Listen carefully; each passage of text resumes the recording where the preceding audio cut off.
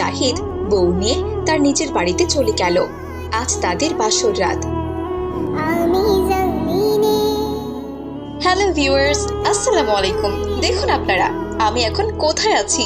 কি আমাকে বাসর ঘরে দেখতে সুন্দর লাগছে না?